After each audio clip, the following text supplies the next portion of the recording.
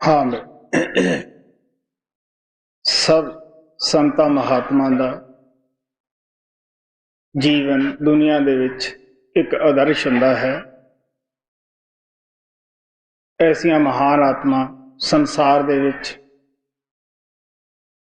ਇੱਕ ਚਾਨਣ ਮਨਾਰੇ ਦੀ ਤਰ੍ਹਾਂ ਆਉਂਦੀਆਂ ਹਨ।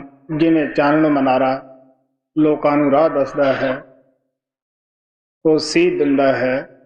ਬੇਸ਼ੱਕ ਦੁਨੀਆ ਅੱਜ ਤੱਕ ਮਹਾਤਮਾ ਦੀ ਜਾਂ ਉਹਨਾਂ ਦੇ ਸੇਵਕਾਂ ਦੀ ਨਿੰਦਿਆ ਤਾਂ ਕਰਦੀ ਆਈ ਹੈ, ਲੇਕਿਨ ਸਚਾਈ ਨੂੰ ਛੁਪਾ ਨਹੀਂ ਸਕੇ। ਤੋ ਜਿਸ ਤਰ੍ਹਾਂ ਉਹ ਚਾਨਣ ਮਨਿਆਰੇ ਦੀ ਤਰ੍ਹਾਂ ਮਹਾਤਮਾ ਰਸਤਾ ਦੱਸਦੇ ਹੈ। ਗੁਰੂ ਨਾਨਕ ਦੇ ਪਾਸ ਜੱਗਾ ਧਾਰਨੀ ਆਇਆ, ਬੇਨਤੀ ਕੀਤੀ ਕਿ ਮਹਾਰਾਜ ਸਾਡਾ ਕਿਸ ਤਰ੍ਹਾਂ ਉਧਾਰ ਹੋਏਗਾ, ਕਿਸ ਤਰ੍ਹਾਂ ਪਰਮਾਤਮਾ ਨੂੰ ਅਸੀਂ ਪਾ ਸਕਦੇ ਹਾਂ। ਕਿਉਂਕਿ ਮੈਨੂੰ ਇੱਕ ਯੋਗੀ ਮਿਲਿਆ ਸੀਗਾ, ਉਸ ਨੇ ਕਿਹਾ ਕਿ ਤੁਸੀਂ ਘਰ-ਬਾਰ ਛੱਡੋ, ਪੁੱਤਰ ਧੀਆਂ ਛੱਡੋ, ਮੈਂ ਤੁਹਾਨੂੰ ਫੇਰ ਯੋਗ ਦੀ ਕਿਰਿਆ ਦੱਸੂਗਾ। ਗੁਰੂ ਸਾਹਿਬ ਹੱਥ ਤੇ ਕਹਿਣ ਲੱਗੇ, ਦੇਖੋ ਬਈ, ਅਗਰ ਘਰ-ਬਾਰ ਛੱਡ ਕੇ ਸਾਧੂ ਹੋ ਕੇ ਜਾਂ ਕੱਪੜੇ ਰੰਗ ਕੇ ਪਰਮਾਤਮਾ ਮਿਲਦਾ ਹੁੰਦਾ ਤਾਂ ਸਾਧੂ ਡੇਰਿਆਂ ਪਿੱਛੇ, ਤੱਪੜਾਂ ਪਿੱਛੇ, ਜਾਇਦਾਦਾਂ ਪਰਾਈਆਂ ਪਿੱਛੇ, ਅਦਾਲਤਾਂ ਦੇ ਵਿੱਚ ਜਾ ਕੇ ਕਿਉਂ ਝਗੜਦੇ ਫਿਰਦੇ। ਕਿਉਂਕਿ ਜਿਹਨੂੰ ਪਰਮਾਤਮਾ ਮਿਲ ਜਾਂਦਾ ਹੈ ਉਹਦੇ ਅੰਦਰ ਸਬਰ ਸੰਤੋਖ ਆ ਜਾਂਦਾ ਹੈ। ਉਹ ਪ੍ਰਭੂ ਦੇ ਨਿਯਮਾਂ ਦੇ ਮੁਤਾਬਕ ਹੀ ਆਪਣਾ ਜੀਵਨ ਢਾਲਦਾ ਹੈ। ਉਹ ਆਪਣੀ ਤਾਂ ਕਿਸੇ ਨੂੰ ਦੇ ਸਕਦਾ ਹੈ, ਲੇਕਿਨ ਦੂਸਰੇ ਦੀ ਜਾਇਦਾਦ ਤੇ ਉਹ ਭੁੱਲ ਕੇ ਵੀ ਸੋਚ ਵੀ ਨਹੀਂ ਸਕਦਾਗਾ ਕਿ ਮੈਂ ਕਬਜ਼ਾ ਕਰਾਂ। ਸਾਨੂੰ ਮਹਾਤਮਾ ਦਾ ਜੀਵਨ ਦੱਸਦਾ ਹੈ ਕਿ ਕਿਸ ਤਰ੍ਹਾਂ ਦਾ ਉਹਨਾਂ ਦਾ ਜੀਵਨ ਸੀ। ਇੱਕ ਦਫਾ ਗੁਰੂ ਨਾਨਕ ਦੇਵ ਜੀ ਮਹਾਰਾਜ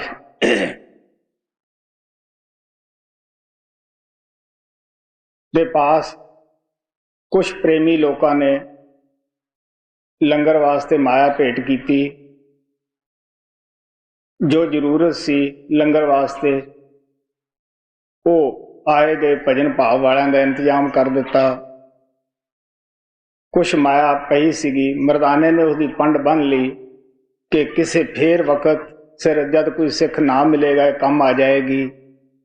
ਗੁਰੂ ਨਾਨਕ ਕਹਿਣ ਲੱਗੇ, ਮਰਦਾਨਿਆ, ਇਹ ਚੱਕਣ ਵਾਲੀ ਨਹੀਂ, ਇਹਨੂੰ ਤੂੰ ਸਿੱਟ ਦੇ। ਇਹ ਜ਼ਹਿਰ ਹੈ, ਜਿਵੇਂ ਜ਼ਹਿਰ ਖਾਦਿਆਂ ਪਚਦੀ ਨਹੀਂ ਗੀ, ਉਸੇ ਤਰ੍ਹਾਂ ਇਹ ਵੀ ਪਚੇਗੀ ਨਹੀਂ। ਉਹਨੇ ਸਿੱਟ ਦਿੱਤੀ। ਗੁਰੂ ਨਾਨਕ ਦੇਵ ਜੀ ਦਾ ਖਾਸ ਵਾਕਿਆ ਸੀਗਾ ਕਿ ਜਦ ਲੰਗਰ ਤੋਂ ਕੋਈ ਮਾਇਆ ਵੱਧਦੀ ਸੀ ਉਸ ਨੂੰ ਉਹ ਦਰਿਆ ਵਿੱਚ ਸਿੱਟ ਦਿੰਦੇ ਸੀਗੇ। ਜਦ ਗੁਰੂ ਅੰਗਦ ਦੇਵ ਜੀ ਉਹਨਾਂ ਦੇ ਚਰਨਾਂ ਦੇ ਵਿੱਚ ਪਹੁੰਚੇ, ਕਿਉਂਕਿ ਉਹ ਪਹਿਲਾਂ ਦੇਵੀ ਦੇ ਭਗਤ ਸਨ, ਦਿਲ 'ਚ ਇਹ ਖਿਆਲ ਸੀਗਾ ਕਿ ਕਾਫੀ ਲੋਕ ਉਹਨਾਂ ਦੇ ਸੇਵਕ ਹੈ, ਮੰਨਦੇ ਹੈ, ਪਤਾ ਨਹੀਂ ਉਹਨਾਂ ਦੀ ਕਿਤਨੀ ਕੁ ਤੜਕ ਭੜਕ ਹੋਏਗੀ, ਕਿੰਨੇ ਕੁ ਚੇਲੇ ਜਮਾਤਾਂ ਉਹਨਾਂ ਦੇ ਨਾਲ ਹੋਣਗੀਆਂ, ਕਿੰਨੇ ਕੁ ਮੂਹਰੇ ਵਾਜੇ ਵਜਾਉਂਦੇ ਹੋਣਗੇ। ਤਾਂ ਗੁਰੂ ਨਾਨਕ ਇੱਕ ਸੁਧਾਰਨ ਕਿਸਾਨ ਦੀ ਤਰ੍ਹਾਂ ਕਰਤਾਰਪੁਰ ਆਪਣੀ ਖੇਤੀ ਕਰਾਉਂਦੇ ਸੀਗੇ। ਉਹ ਖੇਤੋਂ ਤੁਰੇ ਆਉਂਦੇ ਸੀਗੇ। ਕਿਉਂ ਨਾ ਭਾਈ ਲਹਿਣੇ ਨੇ ਉਹਨਾਂ ਨੂੰ ਪੁੱਛ ਬੈਠੇ ਕਿ ਨਾਨਕ ਜੀ ਦਾ ਘਰ ਕਿਹੜਾ ਹੈ, ਕਿਉਂਕਿ ਦੇਖਿਆ ਕਿ ਇਹ ਤਾਂ ਕੋਈ ਸਧਾਰਨ ਆਦਮੀ ਹੈ। ਅਗਰ ਨਾਨਕ ਹੁੰਦਾ ਤੇ ਇਹਨਾਂ ਦੇ ਨਾਲ ਕਾਫੀ ਚੇਲਿਆਂ ਦੀ ਤੜਕ ਭੜਕ ਹੋਣੀ ਸੀਗੀ, ਕਾਫੀ ਖੁਸ਼ ਹੋਣਾ ਚਾਹੀਦਾ ਸੀਗਾ, ਮੂਹਰੇ ਪਾਣੀ ਛਿੜਕਦੇ ਹੁੰਦੇ। ਜਦ ਉਹਨਾਂ ਨੇ ਦੱਸਿਆ, ਹਾਂ ਬਈ ਤੇਰੀ ਉਹਨਾਂ ਨਾਲ ਮੈਂ ਗੱਲ ਕਰਾ ਦਿੰਦਾ ਹੈ, ਆ ਜਾ ਆਪਾਂ ਗੱਲ ਕਰ ਲਈਏ, ਪਹਿਲਾਂ ਤੂੰ ਮੇਰੇ ਨਾਲ ਕਰ ਲਾ। ਗੱਲਾਂ ਬਾਤਾਂ 'ਚ ਪਤਾ ਲੱਗਿਆ ਉਹਨਾਂ ਦੀ ਸਾਦਗੀ ਦਾ ਉਹਦੇ ਉੱਪਰ ਅਸਰ ਹੋਇਆ। ਆਪਣਾ ਸਾਥ ਛੱਡ ਦਿੱਤਾ, ਨਾਮ ਲਿਆ, ਕਮਾਈ ਕੀਤੀ। ਜਦ ਉਹਨਾਂ ਤੋਂ ਇਹ ਪੂਜਾ ਦੇ ਧਨ ਬਾਰੇ ਪੁੱਛਿਆ ਗਿਆ, ਕਿਉਂਕਿ ਜਿਹੜੇ ਮਾਇਆ ਨੂੰ ਤੱਕਦੇ ਹੁੰਦੇ ਹੈ, ਬੱਚੇ ਕਹਿਣ ਲੱਗੇ ਲక్ష్ਮੀ ਦਾਸ ਸ੍ਰੀ ਚੰਦ ਕਿ ਤੁਸੀਂ ਇਹਦੇ ਕਨੀ ਨਿਗਾਹ ਹੀ ਨਹੀਂ ਰੱਖਦੇ ਗੇ, ਖਿਆਲ ਰੱਖੋ, ਹਿਸਾਬ ਕਿਤਾਬ ਰੱਖੋ। ਇਹ ਤਾਂ ਬੇਪਰਵਾਹ ਹੈ। ਇਹਨਾਂ ਦੇ ਮਾਤਾ ਪਿਤਾ ਨੇ ਵੀ ਸਾਨੂੰ ਦੱਸਿਆ ਹੈ ਕਿ ਸ਼ੁਰੂ ਤੋਂ ਇਸ ਤਰ੍ਹਾਂ ਹੀ ਹੈ। ਉਹ ਕਹਿਣ ਲੱਗਿਆ ਵੀ ਦੇਖੋ, ਮੇਰੇ ਨਾਲ ਇਸ ਮਾਇਆ ਵਾਸਤੇ ਕੋਈ ਵਿਚਾਰ ਤੱਕ ਨਾ ਕਰੋ, ਮੈਨੂੰ ਕੋਈ ਪੁੱਛੋ ਨਾ। ਇਸੇ ਤਰ੍ਹਾਂ ਗੁਰੂ ਅਮਰਦੇਵ ਜੀ ਮਹਾਰਾਜ ਦਾ ਖਾਸ ਵਾਕਿਆ ਹੈ ਕਿ ਲੰਗਰ ਹੋ ਹਟਦਾ, ਉਹਨਾਂ ਨੇ ਭਾਂਡੇ ਰਾਤ ਨੂੰ ਮੂੰਹ ਦੇ ਮਾਰ ਦੇਣੇ।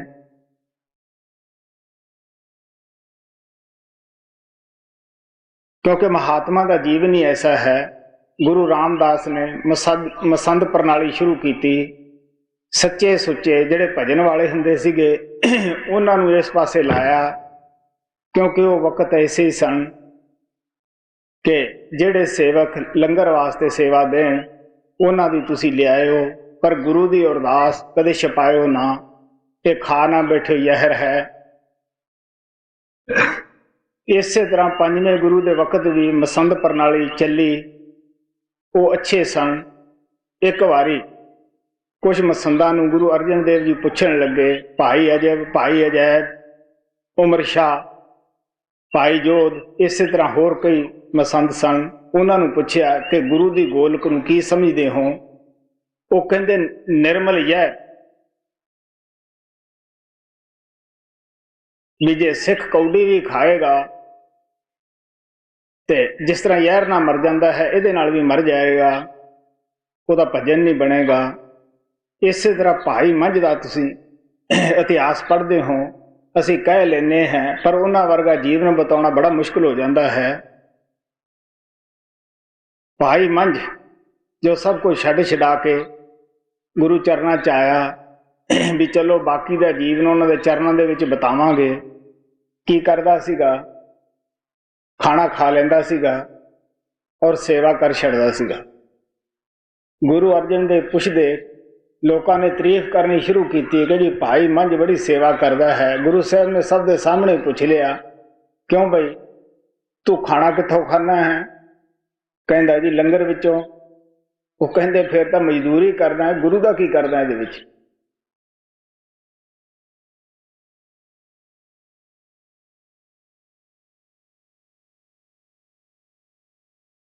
ਸੋਚਿਆ ਕਿ ਹਾਂ ਇਹ ਬੇਠੀਕ ਹੀ ਹੈ, ਲੰਗਰ ਦਾ ਫੁਲਕਾ ਵੀ ਛੱਡ ਦਿੱਤਾ, ਫਿਰ ਵੀ ਸੇਵਾ ਕਰਿਆ ਕਰੇ। ਭਾਂਡਿਆਂ ਦਾ ਧੋਣ ਪੀਣ ਲੱਗ ਗਿਆ।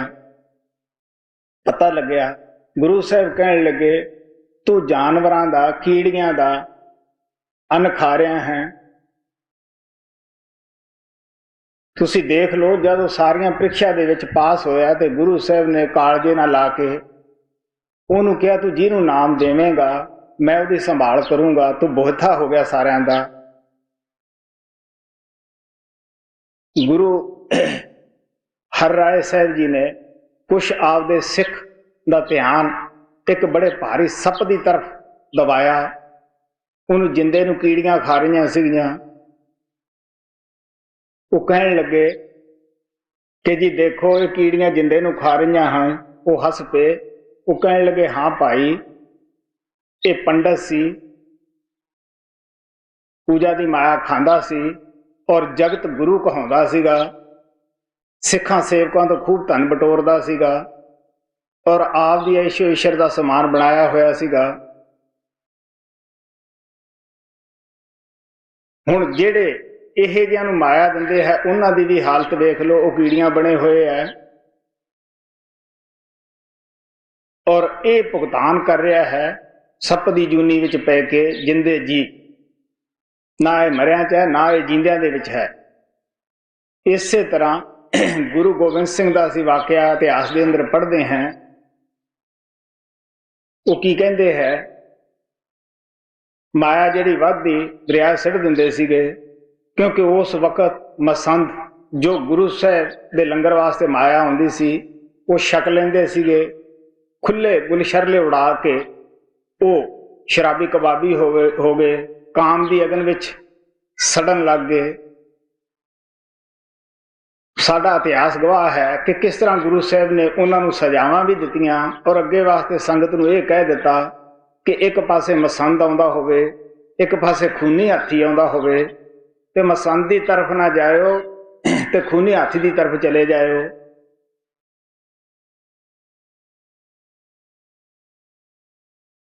किसी ने कहा कि महाराज जी तुसीं दरिया च माया सिੱਟਦੇ हो,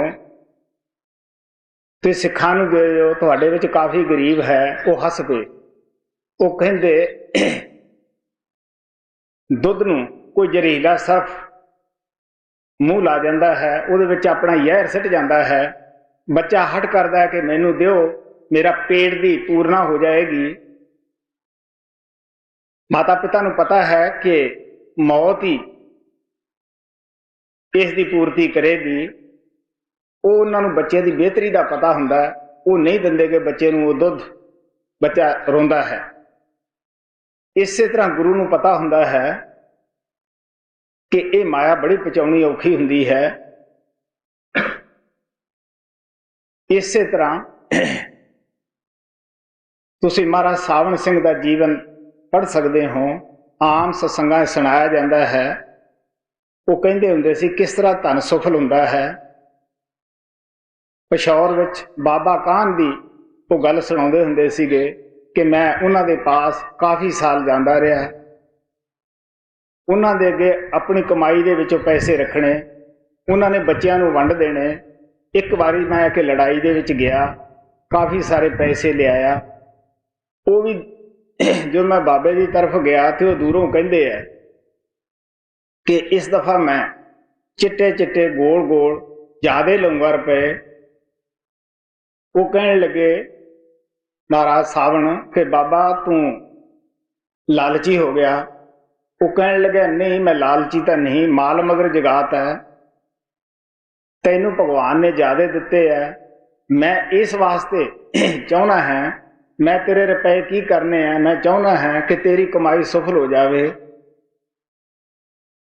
वो कहने लगे मैं अगे रख दिते रुपए, उन्होंने चुक ले। मेरे बैठे बैठे ही उन्होंने बच्चे आए, बाबा पैसे दे, बाबा पैसे दे, उन्होंने दे दिते। कहने लगे जब मैं ये कहा कि बाबा जी कोई रूहानियत दो, वो कहने लगे मिलेगी जरूर पर किसी होर थे मिलेगी। वक्त आया, वो कहते होंगे घर बैठे बाबा जी ने आके दे दी। अगर महाराज सावण सिंह दी कहानियां दसीए कि किस तरह वो नेक कमाई करते सी तो कई ग्रंथ बन जाएंगे कि किन्ना उन्होंने नेक कमाई सी। उहदे विचों भी जब वो डेरा तैयार होया, उत्थे ना कोई खूह सी ना कोई मकान सी। एक कच्चा मकान पासे वाड़ हुंदी सीगी, खूह लवाया, मकान पवाउण लगे। उदों वो दसदे हुंदे सी कि बड़ैच पिंड नूं ढाह लगी हुई सी, पानी दी ढह रहा सीगा, मकान बनाउण लगे। वो लोग कहण लगे कि तेरा दिमाग खराब है, ये दरिया रोड़ के ले जाएगा, तू की करदा है।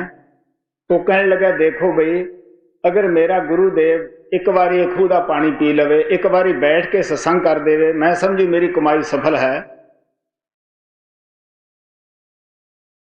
उन्होंने जो कुछ भी मिलता सी नौकरी चों वो बाबा जी के कोले रख देंदे सी लिया के। बाबा जी जो चाहते सी वो घरे उन्होंने खर्चे वास्ते दिंदे सीगे। होर भी बहुत सारे उन्होंने जीवन दीयां कहानियां सन कि निंदिया करने वाले ने, विरोधी लोगों ने कहा कि सरसे जो जमीनां खरीदियां हैं ये सत्संग के रुपए ना खरीदियां हैं। तो महाराज एक दिन सत्संग च कहने लगे, मैं आके गल करनी तो नहीं सी पर कर देना है, जमीनां खरीदियां तो जरूर है पर सत्संग के रुपए नाल नहीं खरीदियां। कहने लगे किस तरह, इत्थे भी सानू राजस्थान के लोगों को पता है, क्योंकि इत्थे लोगों को पता है कि बहुत सारे सियाणे आदमियों ने महंगियां जमीनां वेच के सस्तियां बनाईयां है। जिस तरह पंजाब के अंदर जमीन का बहुत भाव है, इत्थे अजे भी कम है। वो कहने लगे मेरी पिछली जमीन 100 रुपए कनाल नूं विक गई, इत्थे मैनूं 3-4 रुपए कनाल नूं मिल गई है, कितना फर्क होया। वो कहने लगे ये सारी दया मेरे गुरुदेव की सी। फिर वो कहने लगे बई जब सौदा होया तो 22,000 रुपए का होया, 1,000 रुपया पेशगी दे दिता, बाकी इकरार कर लिया भी इतने दिनों में अगर रुपया दे दिता तो जमीन साड़ी नहीं तो साढ़ा 1000 रुपया दिता, अगर तुसी मुकरो तो 2000 देना पेगा। कहने लगे कि कोई खास कारण सी जो जमा होया रुपया सी वो मिलिया ना, बड़ी मुश्किल हुई। कहते मेरे दिल च ख्याल सीगा भी सौदा छड़ दईए, पर बच्चे कहने लगे नहीं जी साडी हत्थ कह दे विच ये इंतजाम हो जाना चाहिए है। वो कहने लगे क्योंकि संत अपनी गल लुकाउंदे नहीं कि किसी मेरे सज्जन दोस्त ने उस आड़े वक्त मदद की थी और वो जमीन ले ली। बाद में उस दा किते धन्नवाद करन लगे। वो कहने लगे देखो जी ये की लोड़ है धन्नवाद की, रहे रुपए ये तुसी दिओ या ना दिओ ये वक्त आप ही सारा कुछ कर लेगा। जदों वो रुपया का इंतजार कर रहे सीगे उस वक्त मन्ना सिंह भंडारी और मिल्खी राम उत्थे भंडारी हुंदे सी, दो आदमी, उन्हां कोल 5000 रुपया डेरे का पिया होया सीगा। ख्याल आया कि आपां क्यों ना बाबा जी नूं दे दईए, इहदे नाल वो जमीन लै लैणगे, बाद में उन्हां तो लैके आपां भंडार विच पा देंगे। जद महाराज सावण सिंह नूं पता लग्या वो उन्हां नूं कहण लगे देखो बई अगर टट्टू भाड़े कराउणा तो कुड़मां दा ही कराउणा है, जदों पैसा ही चुकना है ब्याज ते तो फिर डेरे दा ही चुकना है। हुण तुसीं देख सकते हो कि किड्डा वो नमूना सीगा कि उधार तक भी उत्थों लैके जायदाद नहीं खरीदी। निंद लेना काफ़ी हुंदा है पर उहो जिहा बनना औखा है। महाराज कृपाल दा वक्त आया, उन्हां नूं पता सी कि नाम की शक्ति है, की चीज़ है। वो लोकां नूं किराए दे पैसे देण दे कि जाओ तुसीं उत्थे सत्संग आओ सुन के महाराज सावण दा, पैसे पल्लियों ला के भी नाम दवांदे सी। कम से कम ये आत्मा काल दे पंजे चों छुटे। कबीर साहब कहंदे आ कि एक आत्मा नूं नाम की तरफ ला देना लख गऊ वर्गा दान है, क्योंकि गऊ किस तरह शेर के पंजे विच आउंदी है, किस तरह छुरियां अजकल के जमाने च असीं चला रहे हैं विचारियां गरीबणियां दे उत्ते। आत्मा भी साडी निर्दोष है, तो आत्मा दे नाल भी काल ऐसा ही सलूक कर रहा है। जब आखिरी टाइम आया वो जब गुरुदेव जी उत्थे ना रहे, वो डेरे नूं सलाम करके उठिया है। वो जायदाद पिछे कोई झगड़ा नहीं किया किसी प्रकार का भी। इस तरह बाबा जैमल सिंह की हिस्ट्री दे विच आउंदा है कि आगरे उन्होंने कोई आपदे गुरु की गद्दी पिछे झगड़ा नहीं किया। जिथे आए गुरु नाल सीगा, सब कुछ होया, जिथे बैठे धरती नूं भाग लग गए। ऐसा ही वाकया संतां दी हिस्ट्रियां सानूं मिलदा है। मेरे पास बहुत आदमी ऐसे बैठे हैं जिहड़े कि 30-35 साल तो मेरे नाल चल रहे हैं। पता ही है, मैं दसदा हुन्ना कि बाबा बिशन दास जिन्हां तो मैनूं 2 शब्द दा पेश सी, वो बड़े सख्त सन। मेरी जो कमाई हुंदी सी आर्मी दे विचों मैं उन्हां दे अगे लिया के रख दिंदा सीगा। 5 रुपया की मैनूं इजाजत हुंदी सी उहदे विचों खर्चण दी। और ये भी मैं दसदा हुन्ना कि जब जिद्दे ज़्यादा रुपए उन्हां दे अगे लिया के रखने उदों थप्पड़ मारते सीगे। ये मेरा जाती तजर्बा है कि रुपए देने धन्नवाद करा देना तो बड़ा आसान हुंदा है, पर थप्पड़ खाने किन्ने मुश्किल है। मैं ये भी दसदा हुन्ना कि मैनूं कदे भी बाबा बिशन दास ने चाह तक नहीं पियाई सी आपदे आश्रम दे विचों। वो कहंदे सी नहीं ये तेरे खाण वाली नहीं। उस पिंड दे अंदर मेरी खास रिश्तेदारी भैन की रिश्तेदारी सी। बाबा जी मैनूं उस घरे भी खाना नहीं खाण दिंदे सीगे कि ये ठीक नहीं गा। एक ऐसे घर विच इंतजाम कीता सीगा जिहड़े कि बाद में साढ़े नंबरदार नाजर सिंह के रिश्तेदार बने। ये हुण उस राज नूं वो जाणदे है। तुसीं देख सकते हो जिस भांडे नूं बनाउणा हुंदा है उहदे वास्ते किन्नी वो सख्ताई कर दिंदे है, की करदे है। क्योंकि परमात्मा किसी का खावांगे वो बूहा नहीं खोलदा गा। कबीर सिंह ने कहा सी खाना बड़ा सौखा है, आसान है, चंगा लगता है बगैर कमाई तो आ जावे, पर लेखा कौन देवेगा? लेखा देना औखा है। महाराज सावन कहते होंगे सीगे, या तो वह बल्द बन के देवोगे या ऊंठ बन के बोझा ढोओगे। उन्होंने दरबार में एक बल्द हुंदा सीगा। ये कहानी मैं पहला भी दसदा हुंदा है। वो तुरया ना करे, एक दिन गाह च बैठ गया। सेवका ने आके दसिया कि जी बग्गा जिहड़ा बल्द है वो गाह दे विच ऐसा लिटिया होया है, दूजियां नूं भी तुर नहीं दिंदा गा। महाराज जी गए, दोपहर का वक्त सीगा। हस के कहते हैं, देख भी प्यारा तो देन लैन का सौदा है, ये कुटन वाले भी उही है जिन्होंने तू कड़ा रख रख के खवाउंदा हुंदा सैं, क्योंकि सानू आदत हुंदी है यारियां दोस्तियां लंगर दे विचों पालन दी। ये अच्छा है।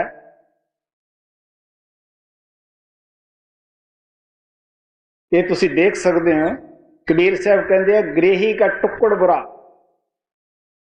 9 उंगल दांत, भजन करे ते उभरे नहीं तो कड्डे आंत।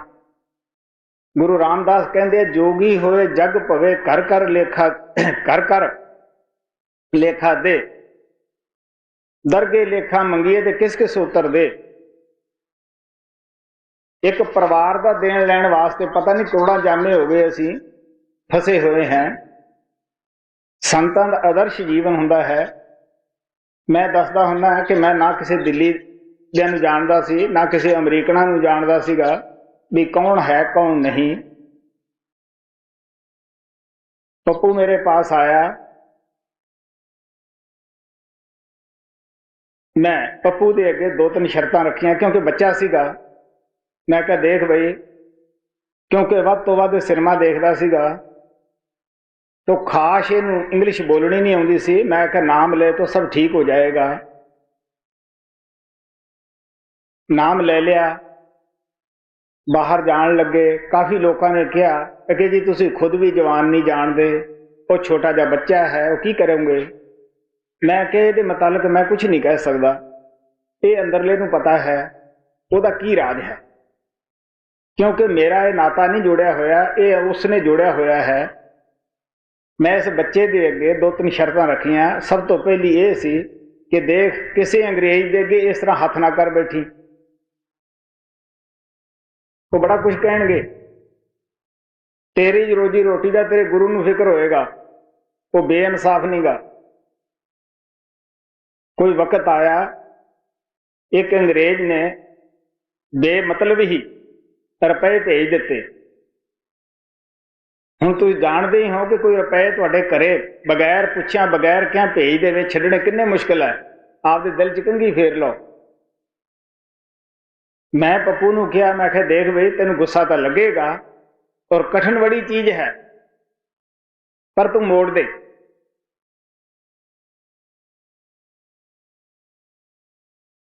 मैं कहा बई, मैं उन्हें पत्र भी लिख दिता कि यह गृहस्थी है,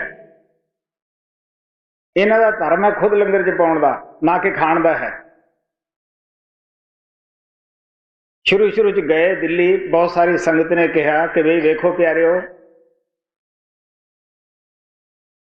वो जी चाननी वगैरह लाते हैं, दरियां विछाते हैं, साडा भी कुछ ना कोई हिस्सा लेना चाहिए है।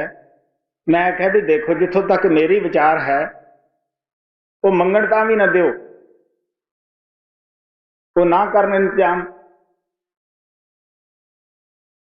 वो गृहस्थी है, तुहाडा खा के वो किस तरह पूरे आउणगे। ये अलूनी सिल है, चटनी बड़ी औखी है, क्योंकि प्रभु सानू सब कुछ दिंदा अगर असीं उस ते रखिए भरोसा। जिसनों महाराज सावन सिंह कहते होंगे कि गुरु छड़दा भी कख नहीं ते लैंदा भी कख नहीं गा, सिर्फ उन्हां दा समझ के चलना पैंदा है। जदों गुरुद्वारा प्रबंधक कमेटी साडे सिखां दी कायम हुई है, उस वेले 4-5 शर्तां रखियां गईयां कि इहदा मैंबर बनने वास्ते कौन होएगा। सब तो पहला तो नितनेम करदा होवे, गुरु ग्रंथ नूं पढ़दा होवे, वो सिख मर्यादा दे विच पूरा होवे और दसवंध कढ़दा होवे, वेलड़ ना होवे।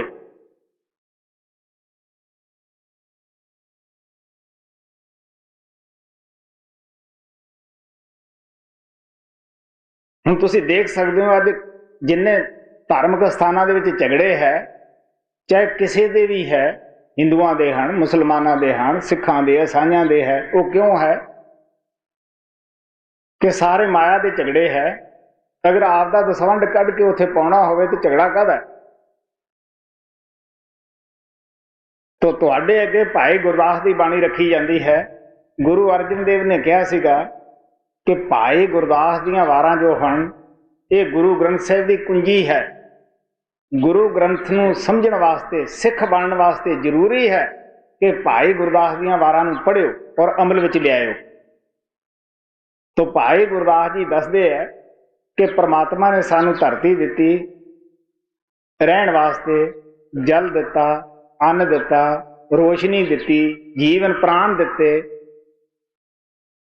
ਅਗਰ ਅਸੀਂ ਉਸ ਦੇ ਇੰਨਾ ਕੁਝ ਦਿੱਤੇ ਤੇ ਫਿਰ ਵੀ ਉਹਦਾ ਭਜਨ ਨਹੀਂ ਕਰਦੇ, ਸ਼ੁਕਰਗੁਜ਼ਾਰ ਨਹੀਂ ਹੁੰਦੇ, तो असी अकिरत कण है, ਉਹਦੇ ਕੀਤੇ ਨੂੰ ਜਾਣ नहीं रहे। असी लूण हरामी है, ਉਹਦਾ लूण खाने हैं। शाह बल्ख बखारा ने कहा सीगा कि अगर तुसी भजन सिमरन उस परमात्मा का नहीं करते तो ਉਹਦੀ धरती ते ना रहो, ਉਹਦਾ लूण ना खाओ, ਉਹਦੀ जिंदगी ना ਤੁਹਾਡਾ जीण का भी कोई हक नहीं गा।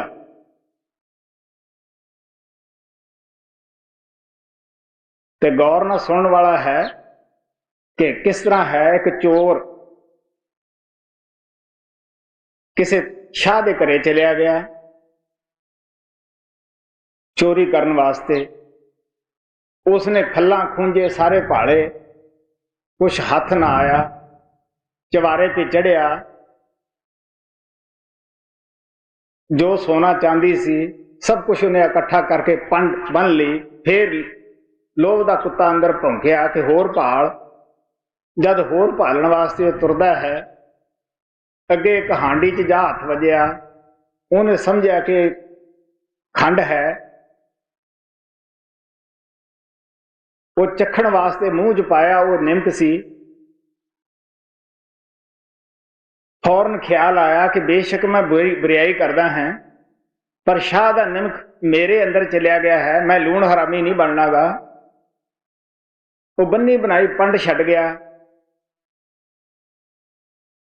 इतना उसनू ज्ञान सी कि लूण हरामी होना अच्छा नहीं गा, क्योंकि लूण हरामी नू दरगाह दे विच जिवें ढोल नू कुटदे है इस तरह कुट पैंदी है। तो सब कुछ छड्ड गया सीगा। सुनो गौर नाल। हाँ जी। भाई गुरदास जी वारा वार 35 पन्ना 261 नंबर 10 लूण हरामी। चोर गया कर शाह दे तार अंदर वड़िया, पूछा कुन्ना पालदा चौबारे चढ़िया, सोए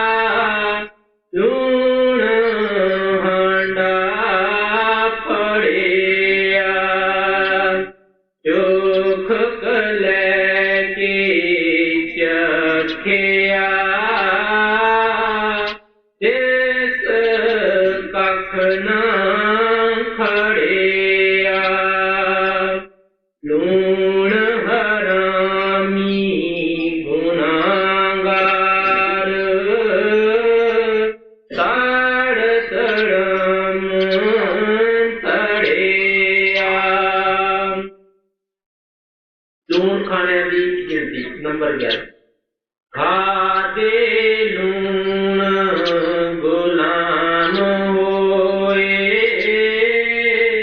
पी पानी टोए, लूण खाए कर चाकरी, राण टुक टुक भाई गुरदास जी हुण दसदे है कि लूण खा के शाह दा करे नौकर चक्की पीसदा है कि मैं इहदा लूण खाधा है, पानी ढोंदा है, बुहारी कढ़दा है और क्योंकि वो कहता है कि मैं लूण खाधा है। अगली लूण खाए तब चाकरी राज को सुख होगा, लूण खाए धी पुत्र होए सब लज्जा होगा। धी पुत हुंदे है वो लूण खांदे है माता पिता दा, वो भी माँ बाप दियां लज्जा धोंदे है, पाप धोंदे है, उसदा नाम उजागर करते है कि साडे पिता नूं कोई बदनाम ना कर देवे कि माड़े पिता दे लड़के हन। हाँ भाई लूण खाए कर चाकरी राण टुक टुक होवे। कहंदे लूण खा के नौकर फौजी लोग किस तरह आपके मालकां की खातर पुरजा पुरजा कट्टे जाते हैं, मूँह नहीं मोड़ते गए। उन्होंने पता है कि अगर असी पिछे हट जावांगे असी लूण हरामी हो जावांगे। जी लूण खाए कर चाकरी राण टुक टुक होवे, लूण खाए धी पुत्र होए सब लज्जा होवे, लूण बनोटा खाए के हाथ जोड़ खड़ोवे, वाट बटाऊ लूण खाए गुण कंठ परोवे। कहन लगे कि नौकर लूण खा के मालिक दे अगे शाह दे अगे हथ जोड़ के खड़दा है कि मैं दा लूण खाना है। अगर तुरया जांदा राही भी कोई किसी दे घरों लूण खा जाता है, वो सिफत करता है कि भी मैं फलाने दे घरों खाना खाधा है, तृप्त होके आया है, ओदी भी हर जगह जाके वडियाई करता है। जी वाट बटाऊ लूण खाए गुण कंठ परोवे, लूण हरामी गुनाहगार मार जन्म विगोवे। ਧਰਮਸਾਲ ਦੀ ਝਾਕ ਨੰਬਰ आप प्यार दे नाल दसदे है कि जिहड़ा लूण हरामी हुंदा है किसी दा नौकर होवे उस मालिक नूं कतल कर देवे, वो लूण हरामी हो गया, विश्वासघाती हो गया, उसने विश्वासघात किया है। कहन लगे इहे जे अपराधी नूं जम भी आपदे नाल रलाउंदे औखा ही है, कुटदे है, मारदे है, उहदी बुरी हालत हुंदी है, 84 दे विच भी वो मंगता ही जाके बनदा है। इस वास्ते आप कहते जिहड़ा लूण हरामी है विश्वासघात करता है, आपदे मालिक दी वो कदर नहीं करता, उहदी दरगाह दे विच भी भाई गुरदास जी कहते हैं बुरी हालत है। भाई गुरदास जी कोई मामूली आदमी नहीं सन, ये ब्रह्म ज्ञानी सन और इन्हां नूं काफ़ी मौका गुरु की सेवा करन दा मिलिया सीगा। आप तीसरे गुरु दे भतीजे लगते सन, उन्हां दी शरण विच आए सन और गुरु रामदास की शरण विच रहे, उन्हां दे भी ये मुखिए सेवक सन और गुरु अर्जन देव की शरण विच रहे और गुरु हरगोबिंद की शरण दे विच रहे। आप डोले नहीं सन, कई उतराव चढ़ाओ भी गद्दियां दे बदलते आए सन, लेकिन आप पूरे गुरसिख ब्रह्म ज्ञानी सन। जी ਧਰਮਸਾਲ ਦੀ ਝਾਕ ਏਉ ਮਰਿਆਦਾ ਹਿੰਦੂਆਂ ਗਊ ਮਾਸ ਅਖਾਜ ਮੁਸਲਮਾਨਾ ਸੂਰ ਹੂੰ ਤੋ ਗੰਧ ਵਿਆਜ। आप प्यार नाल कहते हैं कि जो धर्मसाल की झाक रखते हैं उन्होंने मुतालक दसते हैं कि जिस तरह हिंदू गऊ का मांस नहीं खाते गए, अगर कोई याद भी दिलावे तो मूँह असी थुकन लग जाते हैं, बुरा मनते हैं, साडी कसम खाधी हुई है कि ये गरीब है, दुधी है, इसनूं ना मारिया जाए, बल्कि मारन वाले ने भी असीं बुरा कहने हैं। और मुसलमान जो है कहण लगे उन्होंने सूर की सुगंध पाई है, ब्याज ना खाण की सुगंध पाई है, जिहड़ा ब्याज खावे उन्होंने वो लोग चंगा नहीं समझते गे जी।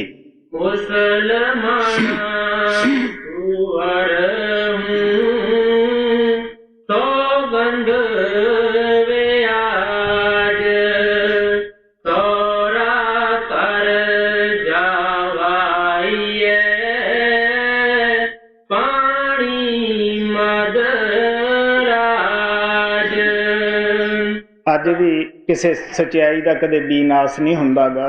अज भी बहुत सारे ऐसे आदमी है जो लड़की के घरे जाके पानी तक नहीं पींदे गए, शराब तो लो उस घर का पानी समझते है। मैं आपके पिता की तरफ देखता रहा हैं, वो काफ़ी ये मजबूत रहते सन कि इनू देना चंगा है, इसका खाना चंगा नहीं हुंदा गा। इस वास्ते आप कहते कि धी दे घर का पानी बजुर्ग जिहड़े है वो शराब तो समझते है, उन्होंने भी कसम पाई हुंदी है कि नहीं बई इत्थे खाना निगा देना ही है जी।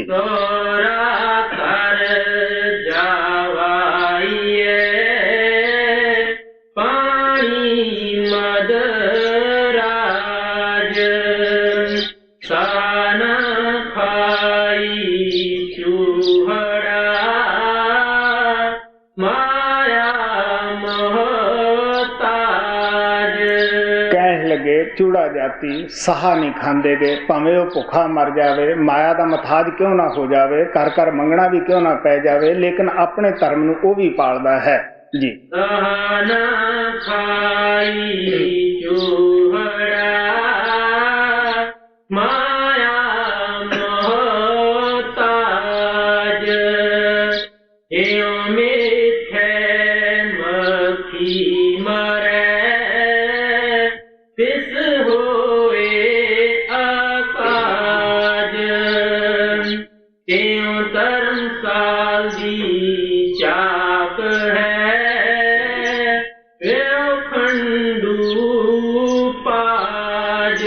भाई गुरदास कहते हैं जिस तरह मक्खी मिठे दे विच खुब जाती है, लालच करके ना उड़ सकती है ना वो खा सकती है, विच पर मार मार के मर जाती है। इस तरह जिन्होंने धर्मसाल की झाक लग जाती है, आप कह लगे उन्होंने भी यही हालत होंगी है मक्खी की तरह। और जिहड़ा पहला धन हुंदा है वो भी परला के उड़ जाता है। अगे दसणगे कि किस तरह उन्होंने नाल सारे लोग नफरत करते हैं। लोग कहते हैं कि इन्हें पूजा का धान खादा है, यदी किड्डी बुरी हालत है, इसे वास्ते हुई है। आप कहते ऐसा आदमी अगर सोने नूं भी हथ पाएगा तो वो भी खे रूप हो जाएगी जी। जाग पूजा का ध्यान नंबर खरा दुहेला जाग विच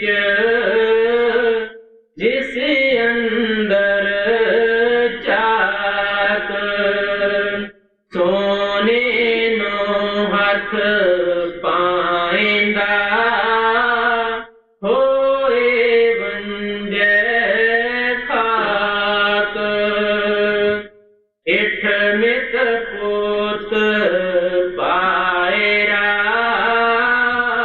वेरन साब साक। कहने लगे जो धर्मसाल दी धर्म स्थान दी लंगर दी पूजा नूं खांदा है, वो कहने लगे उहदे नाल रिश्तेदार भी जिहड़े है वो बुरा सलूक करते हैं, अच्छा नहीं समझते। यार दोस्त भी कहते हैं कि देख बई ये किड्डा नकम्मा है, वेलड़ हो गया है, ये किस तरह खाण लग गया है। इस वास्ते कहने लगे यार दोस्त रिश्तेदार सारे ही उसनूं बुरा कहते हैं जी। इठ मित पोत पायरा वेरन साब साक सोग वियोग सराप है दुर्मत ना पाक।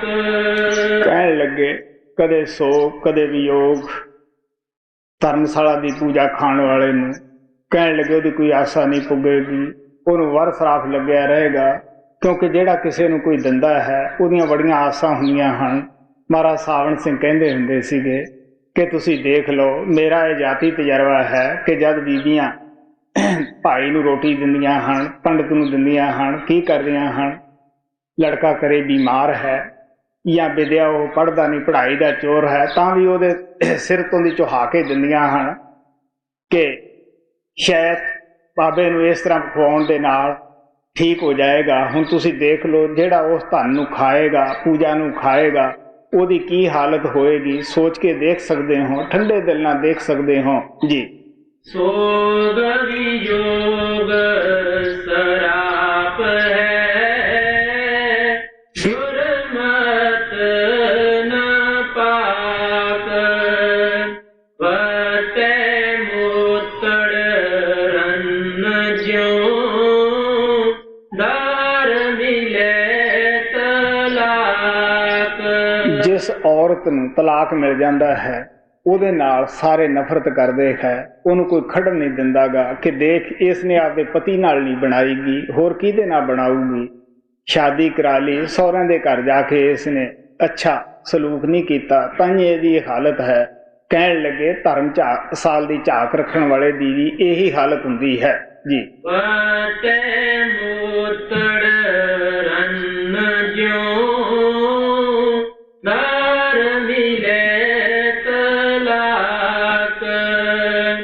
ਦੁਖ ਭੁਖ ਦਾਲ ਦੇਖਣਾ, ਦੋਜਕ ਤਾਕ।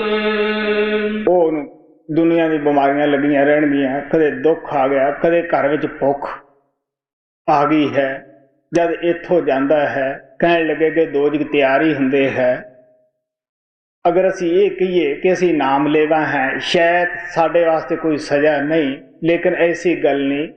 ਬਲੋਚਿਸਤਾਨੀ ਮਸਤਾਨਾ ਮਹਾਰਾਜ ਸਾਵਣ ਸਿੰਘ ਦੇ ਬੜੇ ਅੱਛੇ ਪਿਆਰੇ ਸਿੱਖ ਸਨ। ਉਹ ਕਹਿੰਦੇ ਹੁੰਦੇ ਸੀਗੇ ਕਿ ਗੁਰੂ ਵੀ ਕੇਲੇ ਦੀ ਫਲੀ ਦੀ ਤਰ੍ਹਾਂ ਛਲਾ ਦਿੰਦਾ ਹੈ, ਉਹ ਬੇਲਿਹਾਜ਼ ਤਾਕਤ ਹੁੰਦੀ ਹੈ। ਰਾਜਾ ਵੀ ਗਲਤੀ ਕਰਨ ਵਾਲੇ ਨੂੰ ਜਿਹੜਾ ਨਿਆਂਕਾਰ ਹੁੰਦਾ ਹੈ ਮਾਫ ਨਹੀਂ ਕਰਦਾਗਾ। ਸਾਨੂੰ ਪਤਾ ਹੈ ਕਿ ਇੱਥੋਂ ਦਾ ਜਿਸ ਸਟੇਟ ਦੇ ਵਿੱਚ ਆਪਾਂ ਬੈਠੇ ਹਾਂ, ਇਸ ਨੂੰ ਪਹਿਲਾਂ ਸਾਰੇ ਬੀਕਾਨੇਰ ਸਟੇਟ ਕਹਿੰਦੇ ਸੀਗੇ। ਰਾਜਾ ਗੰਗਾ ਸਿੰਘ ਦਾ ਕੰਡਾ ਰੱਖਿਆ ਹੋਇਆ ਸੀਗਾ ਨਿਆਂ ਕਰਨ ਵਾਸਤੇ। ਉਹਦਾ ਇਹ ਐਲਾਨ ਸੀਗਾ ਕਿ ਪ੍ਰਭੂ ਤਾਂ ਬੇਸ਼ੱਕ ਕਰਪਸ਼ਨ ਵਾਲਿਆਂ ਨੂੰ ਛੱਡ ਦੇਵੇ, ਲੇਕਿਨ ਮੇਰੀ ਕਲਮ ਦੇ ਵਿੱਚ ਇਹ ਤਾਕਤ ਨਹੀਂ ਕਿ ਮੈਂ ਛੱਡ ਦੇਵਾਂ। ਉਹਦੇ ਪਿਆਰੇ ਬੱਚੇ ਨੇ ਜਿਹਦੇ ਨਾਲ ਅਤੀ ਪਿਆਰ ਕਰਦਾ ਹੁੰਦਾ ਸੀਗਾ, ਗਲਤੀ ਕੀਤੀ, ਕਿਸੇ ਦੇ ਘਰ ਜਾ ਕੇ ਲੜਕੀ ਨੂੰ ਛੇੜਨ ਦੀ ਸਲਾਹ ਕੀਤੀ। ਉਹਨਾਂ ਨੇ ਆ ਕੇ ਬੇਨਤੀ ਕੀਤੀ ਕਿ ਦੇਖੋ ਅੰਨਦਾਤਾ ਜੀ, ਤੁਹਾਡਾ ਕਮਰ ਕੀ ਕਰਦਾ ਹੈ। ਉਹਨੇ ਘਰਵਾਲੀ ਨੂੰ ਕਿਹਾ ਕਿ ਅੱਜ ਮੇਰੇ ਸਾਹਮਣੇ ਨਾ ਆਵੇ, ਅਗਰ ਆਇਆ ਤਾਂ ਖੈਰ ਨਹੀਂ ਹੋਏਗੀ। ਉਹਨੂੰ ਕੀ ਇਲਮ ਸੀ ਕਿ ਇਹ ਅੱਜ ਕੀ ਸੋਚੀ ਬੈਠਾ ਹੈ। ਪਿਆਰਿਓ, ਜਦੋਂ ਸਾਹਮਣੇ ਆਇਆ ਵਿਜੈ ਸਿੰਘ, ਗੋਲੀ ਮਾਰ ਕੇ ਉਡਾ ਦਿੱਤਾ ਉਹਦੇ ਨਾਂ ਦਾ। ਬੇਸ਼ੱਕ ਮਗਰੋਂ ਹਸਪਤਾਲ ਵੀ ਖੁਲਾ ਦਿੱਤਾ ਹੈ, ਲੇਕਿਨ ਸੱਚਾਈ ਆਖਰ ਸੱਚਾਈ ਹੁੰਦੀ ਹੈ। ਸੋ ਇਸ ਵਾਸਤੇ ਜਿਹੜੇ ਹੁੰਦੇ ਹੈ ਆਪ ਪਿਆਰ ਦੇ ਨਾਲ ਕਹਿੰਦੇ ਹੈ ਕਿ ਕਹਿਣ ਲੱਗੇ ਇੱਥੇ ਦੁੱਖ ਭੁੱਖ ਦੇ ਵਿੱਚ ਫਿਰਦਾ ਹੈ, ਅੱਗੇ ਜਾ ਕੇ ਦੋਜਕ ਦੇ ਵਿੱਚ ਪੈਂਦਾ ਹੈ। ਜਦ ਇੱਕ ਦੁਨਿਆਵੀ ਰਾਜਾ ਵੀ ਜਿਹੜਾ ਨਿਆਂਕਾਰਕ ਹੁੰਦਾ ਹੈ ਉਹ ਅਪਰਾਧੀ ਨੂੰ ਮਾਫ ਨਹੀਂ ਕਰਦਾ, ਕਿਆ ਗੁਰੂ ਜੋ ਹੈ ਜਿਹੜਾ ਸੱਚਾ ਸੁੱਚਾ ਹੈ ਕੀ ਉਹ ਅਪਰਾਧੀ ਨੂੰ ਮਾਫ ਕਰ ਦੇਗਾ? ਇਸ ਤਰ੍ਹਾਂ ਤਾਂ ਸੰਤ ਮਤ ਦੇ ਵਿੱਚ ਵੀ ਕਰਪਸ਼ਨ ਫੈਲ ਜਾਂਦੀ ਹੈ। ਗਲਤੀ ਵਾਲੇ ਨੂੰ ਸਜ਼ਾ ਉਹਦੀ ਗਲਤੀ ਦੀ ਜ਼ਰੂਰ ਮਿਲਦੀ ਹੈ। ਇਸ ਵਾਸਤੇ ਆ ਪਿਆਰ ਦੇ ਨਾਲ ਕਹਿੰਦੇ ਹੈ ਕਿ ਸਾਨੂੰ ਇਹ ਨਹੀਂ ਸੋਚਣਾ ਚਾਹੀਦਾਗਾ। ਮਹਾਰਾਜ ਸਾਵਣ ਸਿੰਘ ਭਾਈ ਕੀਰਤੀ ਦੀ ਸਾਖੀ ਸੁਣਾਉਂਦੇ ਹੁੰਦੇ ਸੀਗੇ ਕਿ ਕਿਸ ਤਰ੍ਹਾਂ ਗੁਰੂ ਗੋਬਿੰਦ ਸਿੰਘ ਜੀ ਬੈਠਾ ਸੀਗਾ, ਉਹਨਾਂ ਤੇ ਉਹਨਾਂ ਦਾ ਲੜਕਾ ਜਿਹੜਾ ਸੀ ਚੌਰੀ ਕਰਦਾ ਸੀਗਾ, ਔਰ ਉਹ ਲੜਕਾ ਉਹਨਾਂ ਦਾ ਹੱਸ ਰਿਹਾ ਸੀਗਾ, ਖੁਸ਼ ਹੋ ਰਿਹਾ ਸੀ ਰਿਸ਼ੀ ਦੇ ਖੇੜੇ ਨੂੰ ਦੇਖ ਕੇ। ਉਹ ਕਹਿਣ ਲੱਗੇ ਕਿ ਭਾਈ ਕੀਰਤੀ ਆ, ਤੂੰ ਇਹਨੂੰ ਸਿਆਣਦਾ ਹੈ, ਕੌਣ ਹੈ?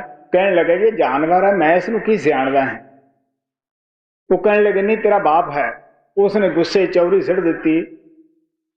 ਕਹਿਣ ਲੱਗਾ ਮੇਰੇ ਬਾਪ ਨੇ ਤੇਰੇ ਬਾਪ ਦੀ ਸੇਵਾ ਕੀਤੀ, ਉਹਨੂੰ ਅਗਰ ਰਿਛ ਦੀ ਜੂਨ ਮਿਲੀ ਹੈ ਮੈਂ ਬਾਂਦਰ ਬਣ ਜਾਊਂਗਾ, ਮੈਂ ਕਿਉਂ ਕਰਾਂ ਸੇਵਾ? ਉਹ ਕਹਿਣ ਲੱਗੇ ਕਿ ਦੇਖ ਪਿਆਰਿਆ, ਠੰਡੇ ਦਿਲ ਨਾਲ ਦੇਖ, ਇਹਦੀ ਕਰਤੂਤ ਨੇ ਇਹਨੂੰ ਰਿਛ ਬਣਾਇਆ ਹੈ। ਪਰ ਇਸ ਸਭਾ ਦੇ ਵਿੱਚ ਗੁਰੂ ਸਾਹਿਬ ਕਹਿਣ ਲੱਗੇ ਕਿ ਦੇਖੋ ਬਈ, ਇਹ ਕੀ ਕਰਦਾ ਸੀ ਸਿੱਖਾਂ ਦੇ ਨਾਲ? ਇਹ ਸਦਾ ਹੀ ਬੇਇਨਸਾਫੀ ਕਰਦਾ ਸੀਗਾ, ਉਹਨਾਂ ਦਾ ਨਰਾਦਰ ਕਰਦਾ ਹੁੰਦਾ ਸੀਗਾ। ਕਹਿਣ ਲੱਗੇ ਇੱਕ ਦਫਾ ਦੀ ਗੱਲ ਹੈ, ਪ੍ਰਸ਼ਾਦ ਵਰਤ ਰਿਹਾ ਸੀਗਾ। ਇਹ ਗੱਡੇ ਲੈ ਕੇ ਜ਼ਿਮੀਂਦਾਰ ਜਾ ਰਹੇ ਸੀ। ਦਿਲ 'ਚ ਖਿਆਲ ਆਇਆ ਕਿ ਗੁਰੂ ਸਾਹਿਬ ਦਾ ਪ੍ਰਸ਼ਾਦ ਲਈਏ, ਪ੍ਰਸ਼ਾਦ ਨਹੀਂ ਛੱਡਣਾ ਚਾਹੀਦਾ, ਪ੍ਰਸ਼ਾਦ ਦੇ ਵਿੱਚ ਕਿਰਪਾ ਹੁੰਦੀ ਹੈ, ਗੁਰੂ ਦੀ ਦਇਆ ਹੁੰਦੀ ਹੈ। ਔਰ ਜਾ ਕੇ ਪ੍ਰਸ਼ਾਦ ਮੰਗਿਆ, ਉਸਨੇ ਦਿੱਤਾ ਨਾ।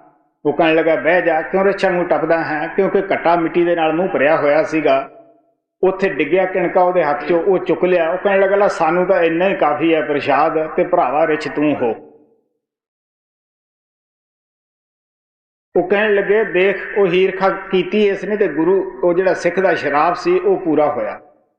ਇਸ ਵਾਸਤੇ ਆ ਪਿਆਰ ਦੇ ਨਾਲ ਕਹਿੰਦੇ ਹੈ ਕਿ ਕਹਿਣ ਲੱਗੇ ਅੱਗੇ ਜਾ ਕੇ ਉਹਨੂੰ ਸਜ਼ਾ ਜ਼ਰੂਰ ਮਿਲਦੀ ਹੈ, ਕਿਉਂਕਿ ਜਿਹਦਾ ਖਾਨੇ ਉਹਦਾ ਦੇਣਾ ਜ਼ਰੂਰ ਪੈਂਦਾ ਹੈ। ਗੁਰੂ ਨਾਨਕ ਵੀ ਕਹਿੰਦੇ ਹੈ, ਮਹਾਰਾਜ ਸਾਵਣ ਨੇ ਵੀ ਸਭ ਸੰਤੇ ਕਹਿੰਦੇ ਹੈ ਜੀ। ਪੂਜਾ ਦਾ ਸਥਾਨ ਨੰਬਰ 14। ਵਿਗੜੇ ਚਾਟਾ ਦੁੱਧ ਦਾ ਕਾਂਜੀ ਦੀ ਚੁਖੈ ਤੈਸ ਮਣਾ ਰੂਈ ਜਲੇ ਚਿੰਗਾਰੀ ਸੁਖੈ।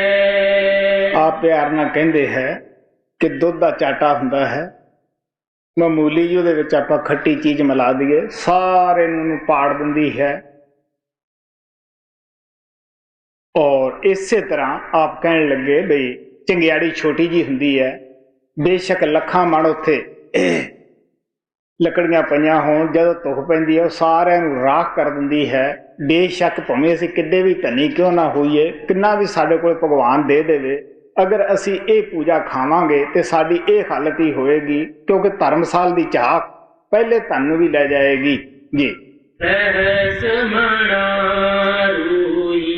ਜਲੇ ਚਿੰਗਾਰੀ ਦੀ ਚੁਖੈ ਪੂਰ ਵਿਨਾ ਹੈ ਪਾਣੀਏ ਖਊਲਾ ਤੂੰ ਰਖੈ ਏਉ ਉਦਮਾਦੀ ਅਤੀ ਸਾਰ ਖਈ ਰੋਗ ਏਉ ਜਾਲ ਪਖੇਰੂ ਫਾਂਸ ਦੇ ਚੁਗਣ ਦੀ ਭੁਖੈ। ਕਹਿਣ ਲੱਗੇ ਸੁਦਾਈ ਨੂੰ ਅਤੀਸਾਰ ਮਾਰਦੇ ਹੈ, ਬੰਦੇ ਨੂੰ ਖਈ ਰੋਗ ਮਾਰਦਾ ਹੈ। ਪੰਛੀ ਜਦ ਜਾਲ ਦੇ ਵਿੱਚ ਫੜਫੜਾਉਂਦਾ ਹੈ ਉਹਦੇ ਪਰ ਹੋਰ ਟੁੱਟ ਜਾਂਦੇ ਹੈ। ਇਹੀ ਹਾਲਤ ਧਰਮਸਾਲ ਦੀ ਝਾਕ ਰੱਖਣ ਵਾਲਿਆਂ ਦੀ ਹੈ ਜੀ। ਏਉ ਜਾਲ ਪੰਖੇਰੂ ਫਾਸ ਦੇ ਚੁਗਣ ਦੀ ਭੁਖੈ ਏਉ ਅਜਰ ਚਾਕ ਭੰਡਾਰ ਦੀ ਵਿਆਪੈ ਵੇ ਮੁਖੈ। ਇਸੇ ਤਰ੍ਹਾਂ ਕਹਿਣ ਲੱਗੇ ਜਿਨ੍ਹਾਂ ਨੂੰ ਧਰਮਸਾਲ ਦੀ ਭੰਡਾਰਿਆਂ ਦੀ ਝਾਕ ਹੋ ਜਾਂਦੀ ਹੈ, ਉਹਨਾਂ ਨੂੰ ਅਜਰ ਦੁੱਖ ਅੰਦਰ ਲੱਗ ਜਾਂਦਾ ਹੈ, ਇਹ ਜਰੀ ਨਹੀਂ ਜਾਂਦੀਗੀ। ਇਸ ਵਾਸਤੇ ਆਪ ਕਹਿਣ ਲੱਗੇ ਉਹਨਾਂ ਨੂੰ ਨਾ ਪੱਖ ਦਾ ਪਤਾ ਹੈ ਕਿ ਵਸਤੂ ਖਾਣ ਵਾਲਿਆਂ ਨਾ ਅਪੱਖ ਦਾ ਪਤਾ ਹੈ ਜੀ। ਪੂਜਾ ਦਾ ਸਥਾਨ ਕੀ ਕੋ ਨੰਬਰ 15। ਓ ਚਰ ਚਾਕ ਭੰਡਾਰ ਦੀ ਚੁਖ ਲਗੇ ਚਕੀ ਹੋਏ ਦੁਖ ਦਾ ਨਿਕਲੇ ਹੋ ਜਨਮ ਮਿਲ ਮਖੀ।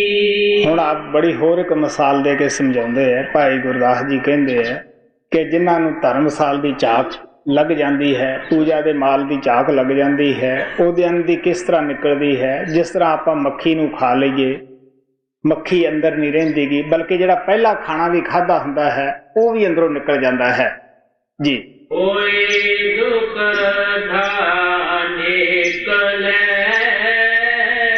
ਭੋਜਨ ਮਿਲ ਮਖੀ ਰਾਤ ਸੁਖਾਲਾ ਕਿਉਂ ਸਵੈ ਤੇਰੇ ਅੰਦਰ ਆਖੀ। ਕਹਿਣ ਲੱਗੇ ਕਿਸ ਤਰ੍ਹਾਂ ਰਾਤ ਨੂੰ ਸੁਖਾਲਾ ਸੌਂ ਸਕਦਾ ਹੈ ਜਿਹਦੀ ਅੱਖ ਦੇ ਵਿੱਚ ਕੋਈ ਤੀਲਾ ਪਿਆ ਹੋਇਆ ਹੈ। जी। रात सुखाला क्यों समय तेरे अंदर आखी कफन दबी आग ज्यों और ना रखी। अगर असीं कखां कानिਆਂ ਦੇ ਵਿੱਚ ਅੱਗ ਨੂੰ ਦੱਬ ਕੇ ਰੱਖੀਏ ਉਹ ਦੱਬੀ ਨਹੀਂ ਰਹਿ ਸਕਦੀ ਬਲਕਿ ਉਸੇ ਨੂੰ ਹੀ ਸਾੜ ਦਿੰਦੀ ਹੈ जी। कखन दबी आग ज्यों और ना रखी चाक जगाए चाक वाल करे अपख अपखी गुर प्रसादी उबरे गुर सिखां लखी। आप प्यार ਨਾਲ ਕਹਿੰਦੇ ਆ ਝਾਕਵਾਨ ਨੂੰ ਪਤਾ ਹੁੰਦਾ ਹੈ ਕਿ ਉਹਦੀ ਉਸੇ ਪਾਸੇ ਝਾਕ ਲੱਗੀ ਰਹਿੰਦੀ ਹੈ। ਲੇਕਿਨ ਭਾਈ ਗੁਰਦਾਸ ਦੇ ਅੱਗੇ ਹੋਰਾਂ ਨੇ ਪੁੱਛਿਆ ਕਿ ਕੋਈ ਇਸ ਵਿਉਹ ਤੋਂ ਬਚਦਾ ਵੀ ਹੈ, ਕੋਈ ਬਚਿਆ ਵੀ ਹੈ, क्योंकि आपने बड़िया सोहनिया मिसालां दे के दसिया है। लेकिन सवाल करता ये भी कहता है भी कोई बचिया अज तक? वो कहते हाँ, जो गुरु के सिख बन जाते हैं वो ही बच जाते हैं गुरु की कृपा नाल। गुरु कृपा हमेशा ही करता है। सवाल साडा है मनण दा कि असी इस नूं किन्ना कुर चिर मनते हैं, कित्थों तक मनते हैं। क्योंकि संत हमेशा ही कहते हैं, वो कहानी पा के दस देंगे है कि प्यारिओ बचो, दसों नहां की किरत करो तां ही परमात्मा तुहाडा बुआ खोलेगा। गुरु नानक की कहते हैं कि भाल खाए कुछ हथों दे नानक राह पछाणे से। अपनी दसों नहां की किरत करके भी तुसीं लंगर च पाओ तां तुहानू रब मिलेगा, सच का रस्ता पछाण सकोगे। नहीं वो बूहा नहीं खोलेगा। कबीर साहब ने सारी जिंदगी ताना बुनिया। बड़े बड़े राजे महाराजे उन्होंने महलों में रख सकते सीगे, अच्छे लोग उन्होंने सेवक सन, लेकिन नहीं, उन्होंने अपनी रुखी सुखी दे विच ही गुजारा किया। बल्कि इत्थों तक सी एक कबीरा नाम मूसा जिन किन्नी 12 बाट वो सदा परिवार नूं 12 हिस्से कढ़ के ही दिंदे हुंदे सन। इत्थों तक उन्हां दा जीवन दे विच आउंदा है कि घर वालियां नूं छोले चब्बण नूं दिंदे सी, संगत नूं खाना खाण नूं दिंदे सी। उन्हां दी बाणी तो पता लगदा है कि हमको चाबन उनको रोटी। जद वो लोई नूं पुछया गया, उन्होंने दस्या कि दो आ गए दो उठ गए है, सारा दिन इस तरह लगी रही है। सानू सत्थर मिलता है कि असी पुंजे पैने तप्पड़ विछा के जेड़े इहदे पास आउंदे है उन्होंने एक खाट मंजी दे दिंदा है। फिर यह है कि ज्यादा बोलता है वो सारे लोग इहदी आवाज़ के उत्ते फुल चढ़ाते हैं, बड़े प्यार नाल सुनते हैं, ये एक ही हो जाते हैं। इत्थों तुहानू पता लग जाता है कि भगतां दी किहो जिहा जीवन हुंदा है। वो नाम जपण वालियां दी किन्नी प्रशंसा करते हैं, क्योंकि उन्होंने पता हुंदा है कि जो धर्मशाला दा जो धर्म स्थान दा लोग सेवा पाउंदे है वो उन्हां लोकां वास्ते प्रबंध करने वास्ते हुंदी है जिहड़े दूर दराडे आउंदे है कि उन्हां नूं कोई तकलीफ ना होवे, खाना खा के भजन कर सकण। और उन्हां की उन्हां दा अन्न पानी जिहड़ा हुंदा है कहण लगे वो भजन अग्नि दे विच दग्ध हो जाता है। महाराज सावण सिंह कहते हुंदे सीगे कि मुफ्त दी तुसीं चाह पीण लगे भी देखो बचो। मैनूं बहुत सारे महाराज सावण सिंह दे सेवकां दे नाल जीवन बिताउण दा मौका मिलिया है। उन्हां दे अंदर मैनूं ये खासियतां देखण नूं मिलदियां हुंदियां सन। वो बड़े परहेजगार हुंदे सीगे, क्योंकि महाराज सावण सिंह आम तौर दे उत्ते दसदे हुंदे सीगे कि देखो बई जे तुसीं ज़्यादा नहीं कर सकदे, जिहदे खाना खाने हो ਉਹਦੇ ਪਸ਼ੂਆਂ ਨੂੰ ਡੰਗਰਾਂ ਨੂੰ ਪੱਠੇ ਹੀ ਪਾ ਦਿਓ, ਉਹਦਾ ਤੱਪੜੀ ਝਾੜ ਕੇ ਵਿਛਾ ਦਿਓ, ਤੁਸੀਂ ਕੁਛ ਨਾ ਕੁਛ ਤੁਸੀਂ ਉਹਦਾ ਕਰਕੇ ਖਾ ਲਓ। इस वास्ते आ प्यार दे नाल कहंदे है कि ये जो कुछ भी संत लंगर साडा जारी करते है, ये हुंदा है जिहड़े कि आदमी आउंदे है, रात कटदे है, उन्हां नूं कोई तकलीफ ना होवे, ताकि वो भजन कर सकन, अभ्यास कर सकन और उस संग तो फायदा उठा सकन। उन्हां वास्ते ये जहर नहीं हुंदी गी। लेकिन जिहड़े असीं वेलड़ हुंदे हैं उन्हां वास्ते वो जहर बन जाती है। भजन अगर असी अपना खाना खा के खावांगे तो उद्यम रहेगा, साढ़े अंदर ताकत बनी रहेगी। अगर पराया खावांगे उदे उठिया ही नहीं जाएगा। संत ये नहीं कहते कि तुसी भजन करो आप सौंदे हो। अगर कोई ऐसा करता है तो साढ़े नाल जुल्म करता है, आपदे नाल भी करता है। गुरु साहब की कहते हैं, पहले मन प्रबोधे अपना पीछे रजावा। तुसी राबा बसरी की कहानी पढ़ के देखो, एक दिन वो अभ्यास विच ना उठी, सोई रही, उहदे सेवकां नूं अनुभव होया। जब सेवकां नूं अनुभव होया कि साडी गुरुदेव जो है वो गुजर चुकी है, संसार छड़ गई है, सारे सेवक सुबह उहदे कोले हाजिर होए कि सानूं इस तरह का अनुभव होया। वो कहने लगी, हाँ ये सच है, मैं राती भजन ते बैठी नहीं, मेरी तबीयत ठीक नहीं सी, मैं बीमार सी। अज भी साढ़े सेवकां नूं जे मैं तुहानूं मिसालां देवां तो अनेकां ही तुहानूं मिल जाणगे जिन्हां नूं अनुभव हुंदे है, गुरु की हर हालत नूं हर हरकत नूं देखदे है। मैं अमरीका गया, 7 समुंदर पार दी ये बात है। पप्पू दी माता नूं मैनूं उत्थे बड़ा बुखार चढ़िया पिया सीगा, अनुभव होया जिस तरह मैं मंजी ते पिया सीगा। कुछ दिनों बाद पत्तर गया कि बाबा जी की सेहत ठीक नहीं, मैनूं इस तरह का अनुभव होया, वो पे दिसे है। मैं पप्पू नूं कहा कि बड़े आपां दूर आ गए हैं, ऐसा नहीं होना चाहिए गा, वो फिक्र करनगे, तू पत्तर पा दे कि बाबा जी बिल्कुल ठीक ठाक है। पत्तर पा दिता। लेकिन जब असीं अमरीका तो वापस आउणा सीगा, मैं कहा बई किसी ने झूठा करना अच्छा नहीं गा, भावें आपां उन्हां दे फायदे वास्ते ये काम कीता है, तू उन्होंने लिख दे कि तुहाडा अनुभव जिहड़ा सी वो ठीक ठाक सीगा, वो सही सी, उसे डेट च मैं बीमार सीगा, लेकिन असीं तुहानूं चिंता तो उपर रखना चाहुंदे सीगे, ये नहीं कि ऐसा ही हुंदा है। सो जिहड़े प्रेमी कमाई करते हैं, होर भी बड़े लोगों के मैं तुहानूं दस्सण लगा तो बड़ा लम्मा हो जाता है। अनेक ही प्रेमी साडे लोग ऐसे है कि जिन्हां दे कोले गुरु हुंदा है। सो इस वास्ते आप कहने लगे कि साडा उद्यम खत्म हो जाता है। अगर अपनी दसानाहों की किरत करते हैं तो उद्यम बनया रहता है जी।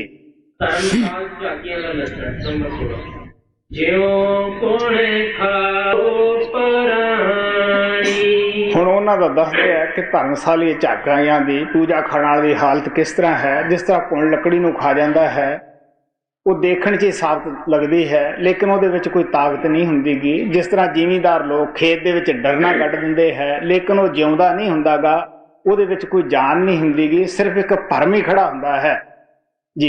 ਜਾਨ ਡਰਾਵਾ ਖੇਤ ਵਿੱਚ ਫਿਰ ਜੀਓ ਪਰਾਣੀ, ਜਿਉ ਤੂਅਰ ਚੜਵਾਲ ਦੀ ਕਿਉ ਵਰਸੈ ਪਾਣੀ, ਜਿਉ ਥਣ गल विच बकरी दूए दुध नायाणी।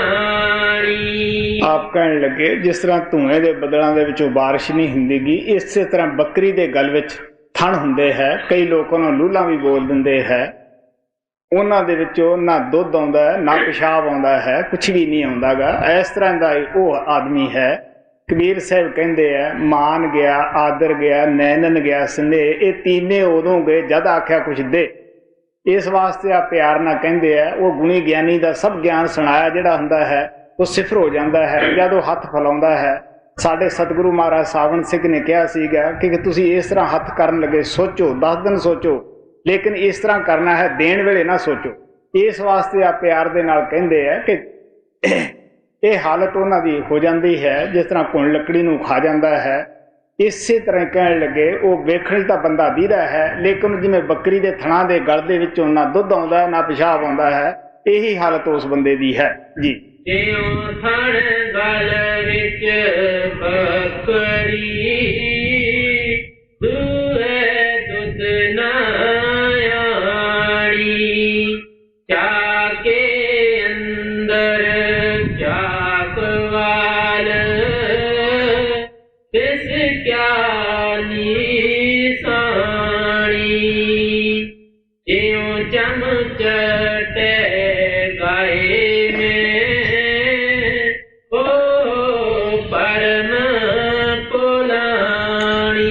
महात्मा जब बाणी लिखते है उस वक्त उन्हों का किसी ना कोई वैर नहीं हुंदा, विरोध नहीं हुंदा गा, बल्कि वो सच्चाई बयान करते है।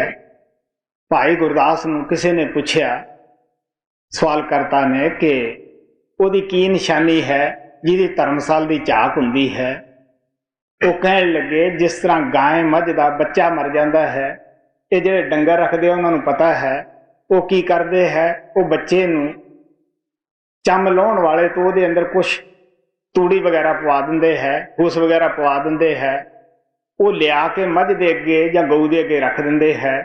सुबह शाम वो उसनूं चट्टण लग जाती है। वो बेचारे नूं ये नहीं पता कि ये मरिया है, उन्होंने भरम है, उन्होंने चटदी रहिंदी है।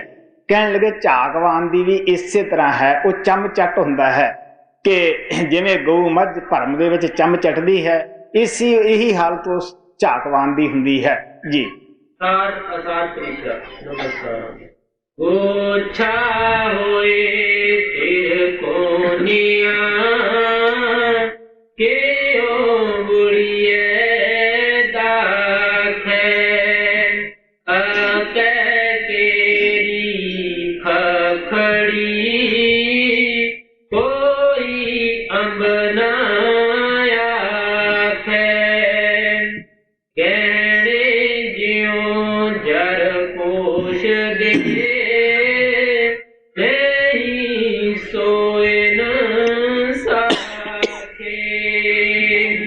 फटकन पूजन हीरिया होए परे ब्याखे तोले दिसन शादुद साधु गुण गाथे त्यों साध असाध परखियन करतूत सुपाखे। आ प्यार ना कहंदे है, जिस तरह खखड़ियां नूं कोई बजौर दियां दाखां या अंगूर नहीं कहंदे गे, वो देखण नाल परखे जांदे है। इसे तरह आप कहण लगे जो जरपोश दे बनौटी गहने है, उन्होंने सही सिउने दे करके बयान नहीं किया जा सकता गा, कोई उन्होंने सिउने दे नहीं कहता गा। इसे तरह शीशे दे बलौर हुंदे है, उन्होंने कोई हीरे नहीं कहता गा, क्योंकि हीरे बड़े कीमती हुंदे है। तो शाह और दुध और लस्सी दोने देखण दे विच चिट्टे हुंदे है, लेकिन जदों उहदा असीं स्वाद चखदे हैं फिर उन्हों का पता लग जाता है कि एक इन्हां दे विच कैसा स्वाद है। पीण वाला फौरन दस देगा कि छाछ है, ये दूध है। इसे तरह साध असाध जो है वो बोली तो परखिया जाता है, रहनी तो परखिया जाता है, क्योंकि साधु दे अंदर हमेशा ही गुण हुंदा है। वो आप तरदा है, आपकी संगत नूं तार लैंदा है। उन्हें बड़ी भारी शक्ति नाम की आप दे अंदर पैदा की हुंदी है। जो असाध हुंदा है पहला तो आप डुब जाता है, फिर जिहड़े उहदे मगर लगते हैं मनण वाले हुंदे है वो भी डुब जाते हैं। आप जो डुबंदे आप से तारे किनखे, जिहड़ा आप डुबिया है वो किसी नूं किधरों तार देगा, की उहदे विच ताकत कोई रखी है। इस वास्ते महात्मा प्यार दे नाल दसदे है। भाई गुरदास ने सानू बड़े प्यार नाल सारा शब्द खोल के सुना दिते, किस तरह नाम की कमाई करनी है, क्योंकि नाम तां ही साडे अंदर प्रगट हुंदा है। जे असी उस नाम की कमाई करते हैं, दसनोहां की किरत करते हैं, ਉਹਦੇ ਨਾਲ ਆਪਣਾ पेट पालते हैं और ਉਹਦੇ ਵਿੱਚੋਂ भी ਅਸੀਂ ਸਾਧ ਸੰਗਤ ਦੇ ਅੰਦਰ गुरु ਦੇ लेके ਅਸੀਂ ਦਸਵੰਧ ਕੱਢਦੇ हैं। ਇਹ ਦਸਵੰਧ ਉੱਥੋਂ ਹੀ ਚੱਲਿਆ ਸੀਗਾ। ਇਸ ਵਾਸਤੇ ਆ ਪਿਆਰ ਦੇ ਨਾਲ ਸਾਨੂੰ ਦੱਸਦੇ ਆ कि जो ਉਸਾਦ ਹੁੰਦੇ ਹੈ ਉਹ ਜ਼ਰੂਰ ਗੱਲਾਂ ਬਣਾ ਕੇ ਜਗ ਨੂੰ ਠੱਗ ਲੈਂਦੇ ਹੈ। ਆਮ ਤੌਰ ਦੇ ਉੱਤੇ ਅਸੀਂ ਕਹਿੰਦੇ ਆ, ਦੇਖ ਲਓ ਪਿਆਰਿਓ, ਇਹਦਾ ਕਿੰਨੀ ਆਵਾਜ਼ ਚੰਗੀ ਹੈ, ਕਿੰਨਾ ਬੋਲਣਾ ਆਉਂਦਾ ਹੈ, ਕਿੰਨਾ ਇਹ ਪੜ੍ਹਿਆ ਲਿਖਿਆ ਹੈ। ਸਵਾਲ ਤਾਂ ਇਹ ਹੈ ਕਿ ਇਹਨੇ ਕਿੰਨੇ ਕੁ ਸਾਲ ਕਮਾਈ ਕੀਤੀ ਹੈ, ਕਦੇ ਅੰਦਰ ਗਿਆ, ਕਦੇ ਚੰਗਿਆੜਾ ਦੇਖਿਆ ਹੈ। ਇਸ ਵਾਸਤੇ ਮਹਾਤਮਾ ਪਿਆਰ ਨਾਲ ਕਹਿੰਦੇ ਆ ਕਿ ਸਾਨੂੰ ਵੀ ਨਾਮ ਦੀ ਕਮਾਈ ਕਰਨੀ ਚਾਹੀਦੀ ਹੈ ਔਰ ਆਪਣੀ ਕਮਾਈ ਵੀ ਦਸਾਂ ਨੌਹਾਂ ਦੀ ਕਰਨੀ ਚਾਹੀਦੀ ਹੈ। ਵਿਹਲੜ ਨਹੀਂ ਫਿਰਨਾ ਚਾਹੀਦਾ ਗਾ। ਤੋਲੇ ਦੇਸਣ ਸ਼ਾਦੁਸ ਸਾਧੂ ਗੁਣ ਗਾਥੈ ਇਉ ਸਾਧ ਸਾਧ ਪਰਖੀਅਨ